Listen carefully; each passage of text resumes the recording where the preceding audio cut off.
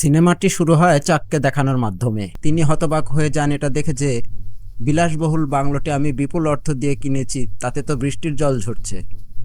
তখন তিনি তাড়াতাড়ি এই বিষয়ের ছবি তুলে প্রপার্টি এজেন্টের কাছে পাঠিয়ে দেন এবং মনে মনে তাকে গালি দিতে শুরু করেন। এরপর তিনি তার স্ত্রী মারিয়ার স্টুডিওতে যান, যার নাম মারিয়া, এটা পরীক্ষা করতে যে সেখানেও জল ঝরছে কিনা। তার স্ত্রী মারিয়া একজন ফ্যাশন ডিজাইনার এবং এই সময় একটি লাইভ সেশন করছিল এবং তার ডিজাইনিং এর অভিজ্ঞতা শেয়ার করছিল। ভাগ্যক্রমে তার স্টুডিওটি সম্পূর্ণ শুকনো ছিল। তখনই চাকের দৃষ্টি ঘরের কোণে দাঁড়ানো একটি পুরনো মডেলিং ডামির ওপরে, যেটি তার স্ত্রী এতটাই পছন্দ করত যে নতুন বাংলাতেও তিনি এটি সঙ্গে নিয়ে এসেছেন। এরপর তিনি বাংলোর বাইরে যান এটা পরীক্ষা করতে যে বাইরেও কোনো সমস্যা আছে কিনা। তখনই তার প্রতিবেশী চকের কাছে আসে। তিনি এই বিষয়ে হতবাক ছিলেন যে এই বাংলোটি কিভাবে বিক্রি হয়ে গেল। তাদের কথোপকথনের সময় প্রতিবেশী এই রহস্য প্রকাশ করেন যে বাড়ির পুরনো মালিক এই বাড়িতে আত্মহত্যা করেছিল।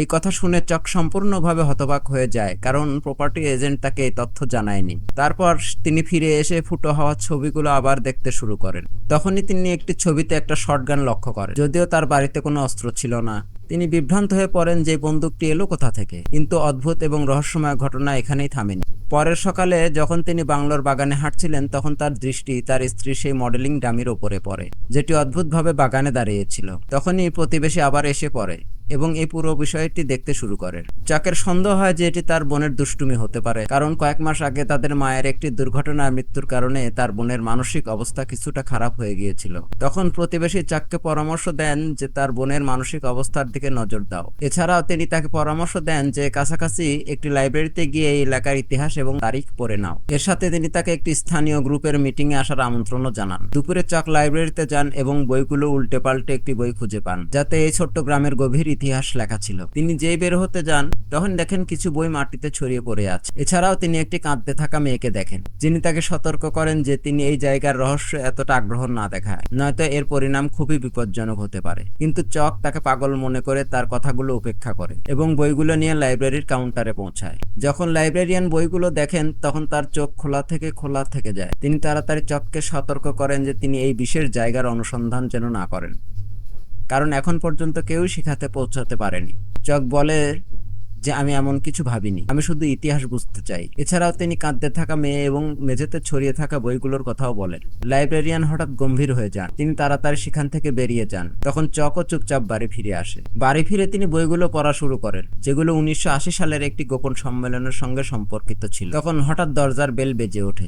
দরজার বাইরে তার একজন ছাত্রী দাঁড়িয়ে ছিল, যে মিউজিক ক্লাস নিতে এসেছিল। চাক একজন মিউজিক শিক্ষক ছিলেন এবং আজ তার এই ছাত্রী প্রথমবার মিউজিক শিখতে এসেছিল। শুরুতে ছাত্রীটি খুবই নার্ভাস হচ্ছিল। তখন চক রান্নাঘরে পানি আনতে যান, যাতে তার মন একটু হালকা হয়।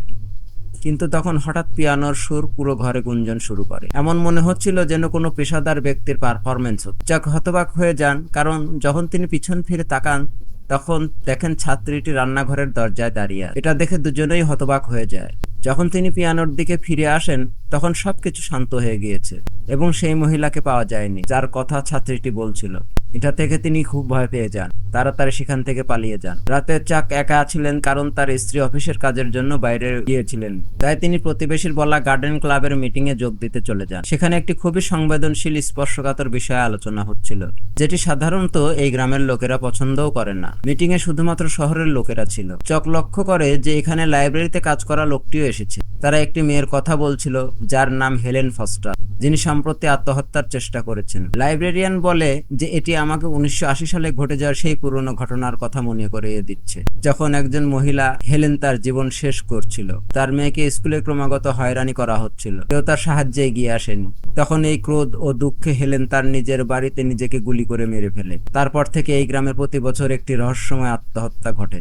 লোকেরা বিশ্বাস করে যে সবকিছু হেলেনের আত্মার কারণে হচ্ছে। তাদের বিশ্বাস ছিল যে হেলেনের বাড়ি, যেটি এখন কেউ খুঁজে পাচ্ছে না, যতক্ষণ না তার সত্য প্রকাশ না পায়, এই বিষয়টি থামবে না। মিটিং ধীরে ধীরে উত্তেজনাপূর্ণ হয়ে উঠছিল, তাই এটি শেষ করার সিদ্ধান্ত নেওয়া হয়। কিন্তু চাক যেই বাইরে আসেন, তখনই কাছাকাছি পুরনো চক থেকে কোনো মহিলার হাসির শব্দ ভেসে আসে। তিনি ঘাবড়ে বাড়ি ফিরে আসেন এবং তার বোন ইজাবেলের ঘরে যান। ইজাবেল এখনো তার মায়ের মৃত্যুর শোক থেকে বেরিয়ে আসতে পারেনি এবং প্রায়ই দুঃস্বপ্ন দেখে। স্বপ্নে সে তার মাকে বারবার দেখতে পায়। যখনই এমন হতো, তিনি চকের কাছে এসে তার ভয়ের কথা বলতেন, যাতে তার মন হালকা হয়। কিন্তু সন্ধ্যায় ইজাবেলের স্কুলের বন্ধু তাদের বাড়িতে ইজাবেলের সঙ্গে দেখা করতে আসে। সে শৈশব থেকে এই গ্রামে থাকতো এবং এখনকার অনেক ভয়ঙ্কর গল্পের আত্মহত্যার কথা জানতো। সে ইজাবেলকে হেলেনের আত্মহত্যার পুরো গল্প খুব বিস্তারিতভাবে শোনায়। রাতে ইজাবেল যখন ঘুমাচ্ছিল তখন বাথরুমের আলো নিজে থেকেই জ্বলে ওঠে। সে উঠে আলো বন্ধ করে দেয়, কিন্তু কিছুক্ষণ পর তা আবার জ্বলে ওঠে। সে ভাবে যে সুইচটি হয়তো খারাপ হয়ে গেছে, তাই সে বাল্বটিও খুলে বিছানার পাশে টেবিলে রাখে। কিন্তু সে যেই আবার ঘুমানোর চেষ্টা করে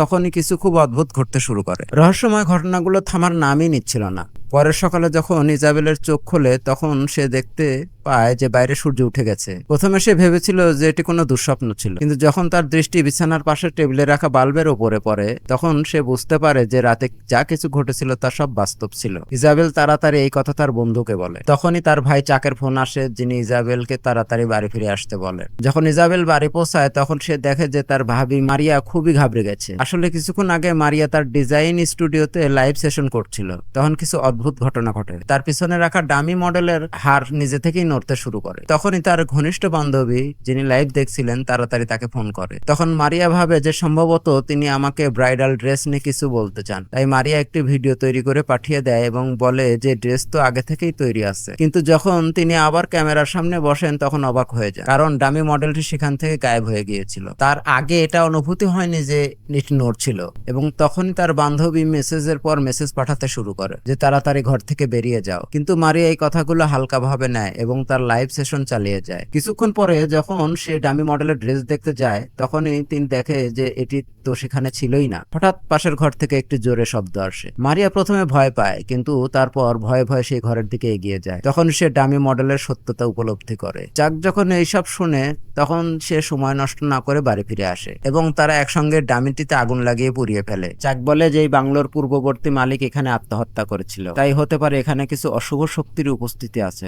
সিদ্ধান্ত নেওয়া হয় যে তারা এই বাংলো ছেড়ে দেবে। ইজাবেলকে বলা হয় যে সে তার সমস্ত জিনিসপত্র গুছিয়ে কলেজ হোস্টেলে চলে যায়। তখন তাদের সাহায্য করতে ইজাবেলের বন্ধু এসে পড়ে। এই সময় তার বন্ধুর দৃষ্টি দেয়ালে টাঙানো একটি ছবির উপরে পড়ে, যাতে ইজাবেল এবং তার মা একসঙ্গে ছিল। সে ইজাবেলকে একটি হতবাক করা কথা বলে যে এতে তোমার মা একদম তেমন দেখাচ্ছে না যেমন তুমি বলেছিলে। ছবিতে তোমার মা এবং উপস্থিতি একদম ভিন্ন মনে হচ্ছে। ইজাবেল একেবারে হতবাক হয়ে যায়। তাড়াতাড়ি বলে যে আমার মা তো কয়েক মাস আগে একটি দুর্ঘটনায় মারা গেছে। এটা শুনে তার বন্ধুও হতবাক হয়ে যায়, কারণ সে কিছুক্ষণ আগে তার মাকে বাড়িতে হাঁটতে চলতে দেখেছিল। এই বিভ্রান্তির মধ্যে দুজনেই ভাবছিল।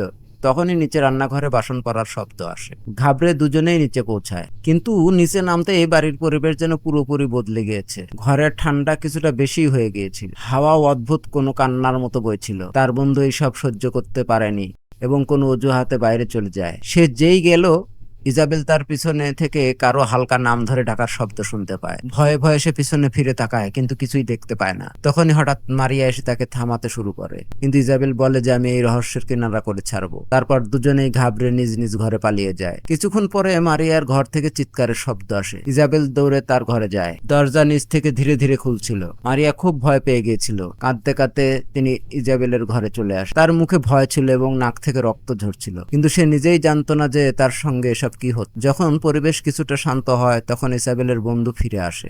তার হাতে একটি পুরনো মানচিত্র ছিল। সে বলে যে 1923 সালের পরিকল্পনাকারীদের বই এবং শহরের বর্তমান মানচিত্র মিলিয়ে আমি একটি খুব পুরনো জায়গার সঠিক ঠিকানা খুঁজে বের করেছি। নাম হলো 825 ফরেস্ট রোড, যেটি এই গল্পের নামও। চাক এখন সিদ্ধান্ত নিয়েছে যে তিনি নিজে গিয়ে সেই ব্যক্তির সঙ্গে কথা বলবেন যে তার স্ত্রীর সঙ্গে প্রতারণা করেছে। ইজাবেলও তার সঙ্গে যাওয়ার জন্য জেদ করে। তখনই বাইরে একজন এজেন্ট আসে, যিনি একটি বিজ্ঞাপন শুটের জন্য সাহায্য চাইতে এসেছিল, কিন্তু চাককে তো সেই জরুরি কাজের জন্য তাড়াতাড়ি বাইরে যেতে হয়েছিল। মারিয়া, যার অবস্থা আগের থেকে স্বাভাবিক ছিল, সে এজেন্টের সাহায্যের জন্য থেকে যায়। ইজাবেলের কিছু গোলমাল মনে হচ্ছিল, তাই সে তার বন্ধুকে মারিয়ার সঙ্গে থাকতে বলে। যখন চাক এবং ইজাবেল একসঙ্গে সেই পুরনো ঠিকানার দিকে রওনা দেয়, অর্থাৎ 825 ফরেস্ট রোড, পথে চাক বলে যে যদি এটি সেই বাড়ি হয় তাহলে আমি এই বাড়িতে আগুন লাগিয়ে দেব। যখন ওদিকে মারিয়া বিজ্ঞাপন শুটে এজেন্টের সাহায্য করছিল, কিন্তু হঠাৎ এজেন্ট কোনো অদ্ভুত অজানা ভাষায় কথা বলতে শুরু করে। অন্যদিকে চাক এবং ইজাবেল এখন ঘন জঙ্গলের মধ্যে দিয়ে একটি ধ্বংসপ্রাপ্ত বাড়ির মতো জায়গায় পৌঁছে গিয়েছিল। জানালা ভেঙে সে ভিতরে ঢুকে পড়ে এবং কোনো নম্বরের মতো চিহ্ন খুঁজতে শুরু করে। ইজাবেল ধীরে ধীরে উপরের তলায় যায় এবং দেখে যে এই হ্যাভেলিটি ভিতর থেকে একদম চাকের বাড়ির মতো। তখনই কারো পায়ের ছায়া তার পিছন দিয়ে চলে যায়। ঠিক তখনই মারিয়া যে বাড়িতে ছিল হঠাৎ 1980 সালের পুরনো ঘটনার কথা বলতে শুরু করে। সে বলে যে আমার মেয়েকে স্কুলে খুব খারাপভাবে হয়রানি করা হয়েছিল। সে বারবার ভাবতে শুরু করে, সে বলে যে আমার মেয়েকে স্কুলে খুব খারাপভাবে হয়রানি করা হয়েছিল। সে বারবার লোকজনের কাছে সাহায্য চেয়েছিল, কিন্তু কেউ হাত বাড়ায়নি। আসলে সেই মহিলার আত্মা যিনি আত্মহত্যা করেছিল, অর্থাৎ হেলেন, সে সম্পূর্ণভাবে মারিয়ার শরীরে প্রবেশ করেছিল। অন্যদিকে চাক মাটির নিচে একটি কাঠের বাক্স খুঁজে পায়। তাতে অনেকগুলো চিঠি ছিল যেগুলো স্কুলে লেখা হয়েছিল। এই চিঠিগুলো একই মহিলার হাতের লেখা ছিল, কিন্তু সবগুলো ফিরে এসেছিল। তার বাড়ির ঠিকানাও চিঠিতে লেখা ছিল। চাক বুঝতে পারে যে আগের বাড়ির ঠিকানা, অর্থাৎ সেই মহিলার বাড়ির, এবং এই বাড়ির ঠিকানা, অর্থাৎ 825 ফরেস্ট রোড, একই জায়গা। এটিই কারণ যে আত্মা এই বাড়িতে আসে, কারণ এটি একসময় তারই ছিল। চাক ভয় পেয়ে ইজাবেলকে নিয়ে উপরে যায়, কারণ তাদের তাড়াতাড়ি এখান থেকে বেরিয়ে যেতে হবে। কিন্তু ইজাবেল এক জায়গায় চুপচাপ দাঁড়িয়েছিল। ওদিকে ইজাবেলের বন্ধু নিশ্চিত হয়েছিল যে মারিয়ার মধ্যে কিছু অদ্ভুত ঘটছে। সে ইচ্ছাকৃতভাবে তার মেয়ের নাম জিজ্ঞাসা করে। হঠাৎ মারিয়া জোরে চিৎকার করতে শুরু করে এবং পাগলের মতো হাসতে শুরু করে। কিছু মুহূর্ত পরে সবকিছু শান্ত হয়ে যায়। ইজাবেলের বন্ধু ভাবেন যে আত্মা চলে গেছে, কিন্তু ওদিকে ইজাবেলের চোখ বিস্ময়ে খোলাই থেকে যায়। একটি অদৃশ্য হাত তার কাঁধ শক্ত করে ধরে ফেলেছে। চাক এটা দেখে দৌড়ে তার দিকে এগিয়ে যায়। সে তাড়াতাড়ি ইজাবেলকে বাঁচানোর চেষ্টা করে, কিন্তু হঠাৎ কোনো অদৃশ্য শক্তি তাদের দুজনকে পুরনো ঘরের ভিতরে টেনে নিয়ে যায়। আমরা জানতে পারি যে সেই মহিলার আত্মা, অর্থাৎ হেলেনের আত্মা, ইজাবেল এবং চাককেও তার শিকার বানিয়ে মেরে ফেলে। এটি সে শহরের লোকদের থেকে প্রতিশোধ নেওয়ার জন্য করেছিল, কারণ সেই সময় শহরের লোকেরা কোনো সাহায্য করেনি, যদিও কেউ নির্দোষী হোক না কেন। যে কেউ এই শহরে আসে তার মৃত্যু নিশ্চিত। হেলেন সবার সঙ্গে বিভিন্ন উপায় খেলে তাদের জীবন নিয়ে নেয়। সে এটি ততক্ষণ পর্যন্ত করতে থাকে তার আত্মা শান্তি না পায়, এবং এই ভয়ঙ্কর সমাপ্তির সঙ্গেই এই সিনেমাটির গল্প এখানেই শেষ হয়।